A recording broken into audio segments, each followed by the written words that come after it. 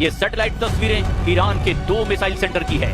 पहली है पर्शियन और दूसरी है शहराज। दोनों मिसाइल प्रोडक्शन साइट्स पर फुल फोर्स में काम शुरू हो चुका है। ईरान की रॉकेट फोर्स जल्द यहाँ से बनी मिसाइलों से लैस होने वाली है और शायद यही वजह है कि सुप्रीम लीडर अली खामनेई ने ट्रम्प से एटमी डील से साफ इनकार कर दिया है। सुप्रीम लीडर ने कहा कि न्यूक्लियर डील ईरान के लिए हानिकारक है।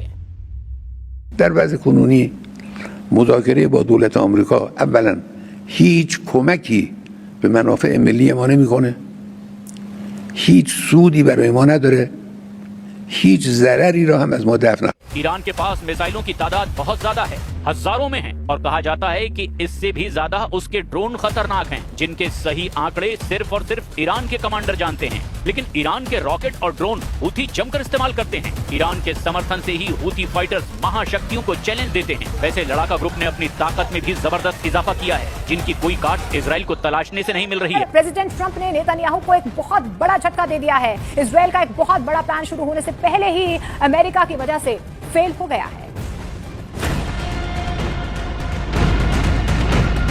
उधर प्रेसिडेंट ट्रंप ने नेतन्याहू से मीटिंग से पहले ही उन्हें जोरदार झटका दिया। ट्रंप ने साफ कर दिया कि वो इजराइल को वेस्ट बैंक पर कब्जे की इजाजत नहीं देने वाले हैं। I will not allow Israel to annex the West Bank. No, I will not allow it. It's not going to happen. Did you speak with Netanyahu about this? Yeah, but I'm not going to allow it. Whether I spoke to him or not, I did. But I'm not allowing Israel to annex the West Bank. There's been enough. It's time to stop now, okay? Trump ने जब से तुर्की के राष्ट्रपति Erdogan को तवज्जो दी है, उनके stand Israel के हक में नहीं दिख रहे। उधर ईरान भी अब खुलकर इजराइल के खिलाफ ऑपरेशन ट्रू प्रॉमिस 4 का ऐलान कर रहा है।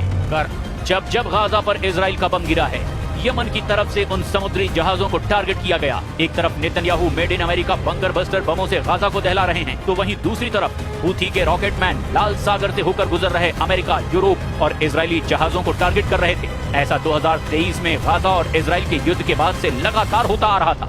سنعطي مهلة 4 أيام. هذه المهلة للوسطاء فيما يبذلونه من جهود. إذا استمر العدو الإسرائيلي بعد 4 أيام في منع دخول المساعدات إلى قطاع غزة.